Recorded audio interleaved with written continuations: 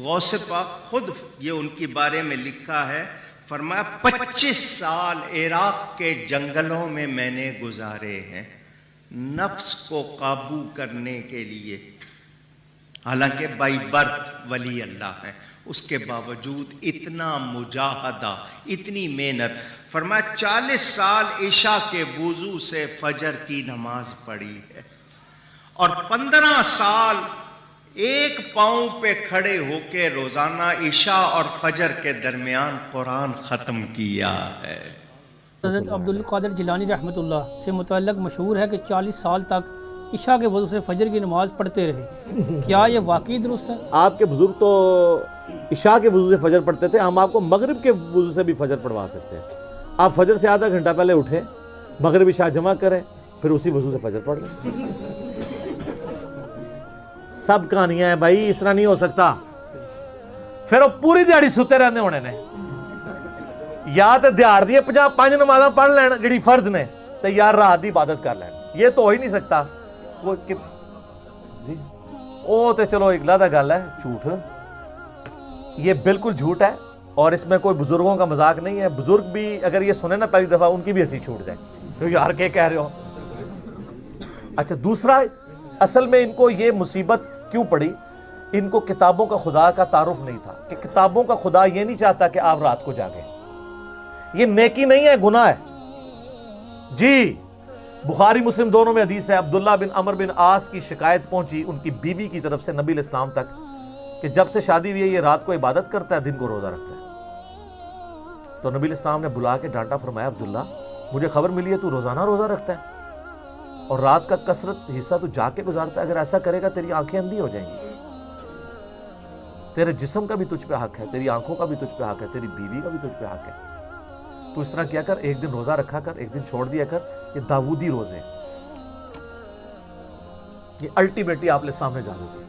آپ نے ایک مشورہ یہ بھی دیا جو مہینے میں 3 روزے رکھ لے وہ ہمیشہ روزے رکھنے کی طرح، لیکن عبداللہ بن عمر بن عاص نے کہا یا رسول اللہ میرے میں سے زیادہ ہمت ہے۔ آپ فرمایا پھر آخری حال یہ ہے کہ داودی روزے رکھو، ایک دن رکھو، ایک دن چھوڑ دو۔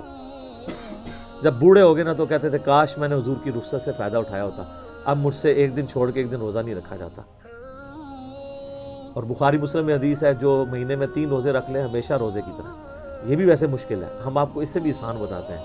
مسلم شریف میں حدیث ہے، ابو داؤد میں ہے، ترمذی میں ہے، نسائی میں ہے، ابن ماجہ میں، 5 کتابوں میں، ادر دین بخاری 5 کتابوں میں ہے کہ جو شخص رمضان کے روزے رکھنے کے بعد شوال کے 6 روزے رکھ لے گویا اس نے پوری زندگی کے روزے رکھے، اگر وہ ہر سال رکھتا رہے۔ لیکن اس میں ضروری نہیں ہے کہ فوراً بعد شروع کرنا ہے، اور کہتے ہیں ایک فوراً رکھ لو، باقی توڑ کے رکھ لو، جس طرح مرضی رکھو، شوال کے اندر 6 پورے کرنے ہیں۔ تو یہ جو کہتے ہیں نا رات پوری جاگنا، ان حدیثوں پہ عبداللہ بن عمر بن عاص کو جو نبی علیہ السلام نے ڈانٹا، اس کے اوپر باب باندھا ہے امام بخاری نے کہ عبادت میں غلو کرنا مکروہ ہے، اور یہی تو چیز ہے جو طارق جمیل صاحب نے بھی ڈرتے ڈرتے بیان کر دی ہے۔ انہوں نے کہا یہ کیا ہے 70-80 سال تک۔ اچھا، یہ جو آپ کو واقعات سنا رہے ہیں خود انہوں نے کبھی ستو کھائے؟ آپ تو ککڑ پن دینے تو انہوں کو سنا دینے۔ 2-2 کروڑ کی گاڑیوں میں سفر کر کے تو آپ کو کہتے ہیں کہ جی وہ چٹائیوں پہ بیٹھا کرتے تھے، تو اسی بھی لو نا گاڑی تو تھلے سرکار۔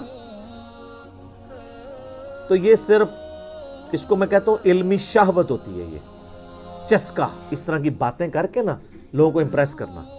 سر اس پہ عمل کرنا بڑا مشکل ہے، سیدھی سی بات ہے، یہ بالکل جھوٹے واقعات ہیں۔ عشاء کے وضو سے کوئی فجر کی نماز نہیں پڑھی، خدا دا نہ جائے واقعات واپس لبو ورنہ 295C لگ جانی جائے، کہ یہ تو نبی علیہ السلام کی تعلیمات کے خلاف ہے۔ جو آپ ان کی فضیلت بنا کے بتا رہے ہیں الٹیمیٹلی یہ نبی علیہ السلام کی تعلیمات کے خلاف ہے، یہ ان کی فضیلت نہیں ہے، بلکہ یہ تو مکروہ کام انہوں نے کیا ہے اگر کیا ہے، اور ویسے کوئی نہیں کیا انہوں نے، یہ ان کی طرف منسوب ہے، جھوٹ ہے، ایسے پاسبل نہیں ہے۔ ورنہ صحابہ کرام کے بارے میں آپ کو اس طرح کی کہانی ملتی ہے اس لیے کہ ان کی زندگیاں احادیث میں محفوظ ہیں، اس لیے ان کے ساتھ کھلواڑ نہیں ہوا۔